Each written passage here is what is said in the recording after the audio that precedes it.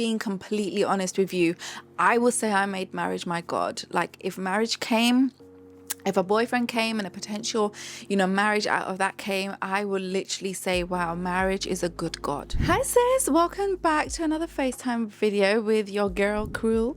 Thank you so much for being here. I'm really hot, by the way, so I'm hoping that you can't pick up on the fan. I'm definitely doing this call in our room today because I just feel like I can't go downstairs. My kids are downstairs and this video will not be done. So hi, welcome to the most personal space in the house, which is our bedroom. You're welcome. You're welcome. I want to share this lesson that I feel like the Lord has constantly been reminding me of, and it's this: that prayers cannot become our idols, because so long as they are our idols, those prayers will not be granted. It might be granted in the spirit, but it won't be manifested in the physical. And not from a place of the Lord wants us to be like bound to him by force or by fire, but more so from a place of he cares about our relationship with him and the end to this relationship, which is the eternity with him, so much more than measly marriages and measly money.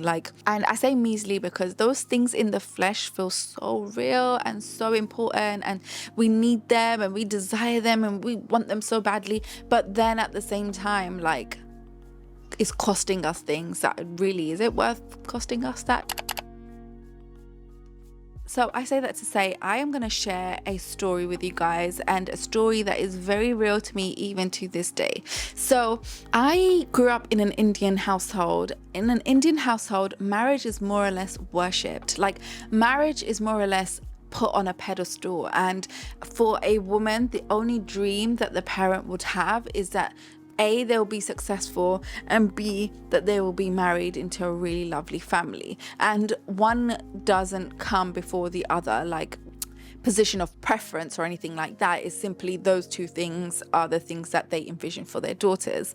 And so growing up, because I'm like fairer skinned and stuff like that, all I heard was, oh, she's good looking or whatever, that she will get a good husband, and oh my gosh, this person's asking for her hand in marriage, and this person's asking for her hand in marriage. And literally, I remember the first time someone asked for my hand in marriage was when I was 12 years old. Anytime that I'd go to India or a wedding in London, that's what it will be.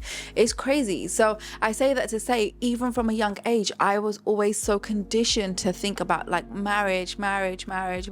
Ideally, the age in which an Indian woman should get married was 25. So I remember thinking, oh my days, I'm 25 now and I'm still not, I don't even have a boyfriend, let alone someone to marry.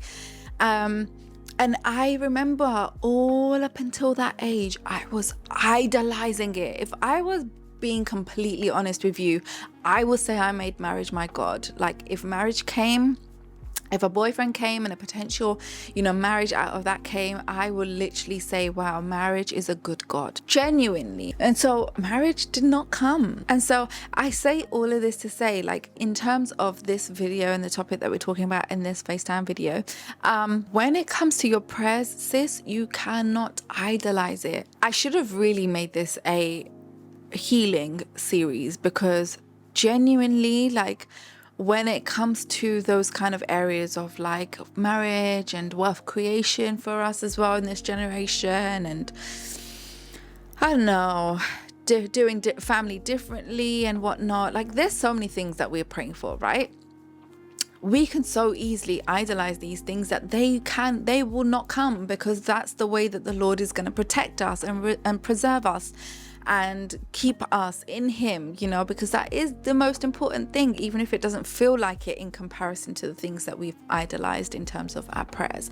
So sis, this is just a short video to encourage you to say, look, if you're praying about marriage, if you're praying about family, if you're praying about your husband or your wealth or your job, your career, or your friendship or your body, whatever it is that you're praying about, make sure that you haven't made an idol of it, because honestly, the Father is so kind that he will allow us to go around the same mountain again and again and again until we grasp that only he deserves to be on the pedestal, because only he can truly handle it. That is a lot of pressure to fulfill, and only he can handle that pressure. Only he can be on that pedestal. I say that to say the story ends with me going through the hardest thing that I've gone through in my 20s, definitely, and that's realizing that I have such an identity crisis and such insecurities that I'm relying on men to come and fulfill those voids in me, rather than looking up to the only one that can fulfill it in me, which is Yeshua, right? So I say that to say, I came to a point in my life where I was like, I don't care if there is no more men or women left on this earth. I just want my savior. That is all I care about. I don't care about marriage. I don't even want a husband. I don't even want a boyfriend. I don't want to entertain anybody right now. And guess what? Literally, the moment that I have that realization, the moment that I have that revelation, my husband comes into the story, and now we are 6 years into our marriage. So what am I saying? Am I saying that you need to declare this out loud and then, oh, is there formula and the husband will somehow appear from the sky? No. What I'm saying is it has to be a genuine shift in your spiritual walk to be like, okay, I see that I've made this an idol, and now I see that the only way that I can fix this is by repenting and genuinely saying, Father, remove that from the pedestal and sit on that pedestal instead, my Lord, because you are the only one that can sit on that pedestal. So that is what I'm saying. I'm not giving you a formula to get your husband. By the way, I'm going to do a episode on the healing series about this thing, because even in the midst of all of this, there is some healing that needs to take place, and there is a reason why we make such things an idol, or we put such things on a pedestal, because we have received information when we were younger to say that these things are important, and so it's important that we heal from those things as well. As you know, or as you may not know actually, that this year, the word for the year for me that the Lord gave me is wholesome. And so I want to wholesomely approach healing, money, marriage, family, like motherhood, YouTube. Like I want to holistically approach everything. So I say that to say I am taking you, my lovely sisters, on the wholesome healing journey, unraveling kind of thing, on a thing that I'm calling the healing series. So make sure you tune in for that, and I'll definitely leave the playlist over here so you can catch up on that as well. So I shall see you in the comment section, okay, as always, because I want to know, have you ever made prayers your idols, and what happened thereof? Like, how did you go through the process of like de-idolizing that thing and putting the Lord back onto that pedestal?